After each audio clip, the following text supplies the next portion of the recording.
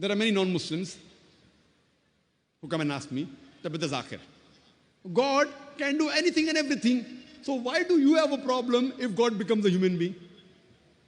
God can do anything and everything. So what's your problem if he becomes a human being? I said, fine, if I agree with you for sake of argument, that God can do anything and everything, and if God can become a human being, if God becomes a human being, he ceases to be God. Because the qualities of God and human beings, they are opposite. Almighty God is immortal. Human being is mortal. You can't have a person who's immortal and mortal at the same time. You can either have an immortal person or a mortal person. You can't have an immortal mortal person. It is meaningless. Almighty God, he has got no beginning. Human beings have a beginning. You can't have a God man. A person having a beginning and no beginning at the same time, it is meaningless. Almighty God has got no end. Human beings have an end. You can't have a person who has an end and no end at the same time. It is meaningless. It's like me telling you, I saw a tall, short man. I can either see a tall man or a short man. I can see a medium man. I can't see a tall, short man. It's meaningless. I can't see a fat, thin man. I can either see a fat man or a thin man or a medium man, but not a fat, thin man. Therefore, if you say Almighty God became a human being, then he ceases to be Almighty God. If his Almighty God can do anything and everything, human beings, we require to eat. Almighty God does not require to eat. Allah says in the Quran in Surah Anam, chapter number 6, verse number 14, he feedeth everyone, but does not require to be fed. Almighty God does not require to eat. We human beings, we require sleep, we require rest. Almighty God does not require sleep and rest. It's mentioned in the Quran in Ayat al-Kursi, Surah Baqarah, chapter number 2, verse number 255.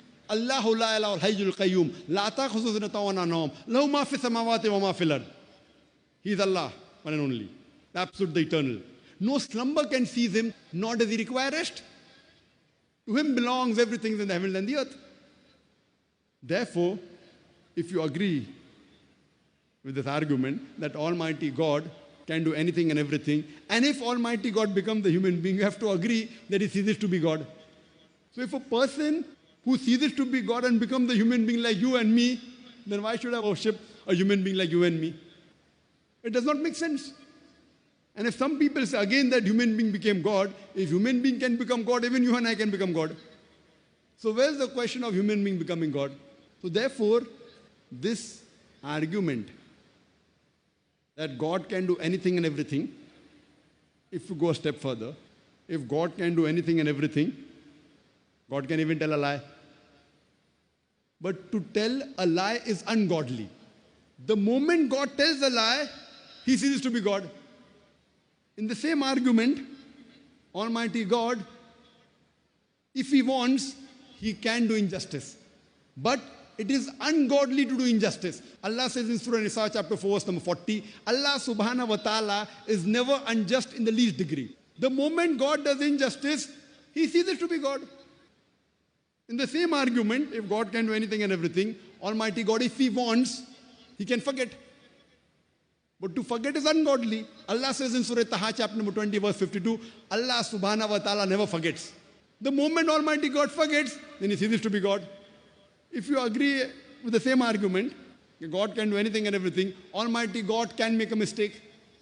But to make a mistake is ungodly. Allah says in the Quran in Surah Taha chapter 20 verse 52, Allah subhanahu wa ta'ala never errs. He never makes a mistake. The moment Almighty God makes a mistake, he ceases to be God. Therefore, if you read the Quran, nowhere does the Quran say Allah can do anything and everything. What does the Quran say? Inna Allah ala kulli shay'in qadir. Verily, Allah has power over all things. It's mentioned in several places in the Quran. In Surah Baqarah chapter number 2 verse number 106. Surah Baqarah chapter number 2 verse number 109. Surah Baqarah chapter number 2 verse number 284.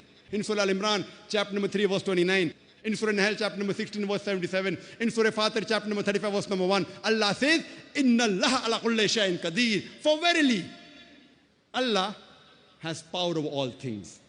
And Allah says in Surah Buruj, chapter number 85, verse number 16, that Allah is the doer of all he intends. Whatever he intends, he can do. For he does not intend doing ungodly things like telling a lie, like making a mistake, like forgetting, like doing injustice, like becoming a human being.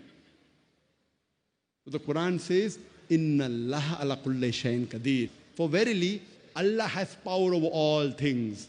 Allah can do whatever He intends, but He does not intend doing ungodly things like making a mistake, like forgetting, like doing injustice, like becoming a human being. That's the reason Almighty God will not become a human being.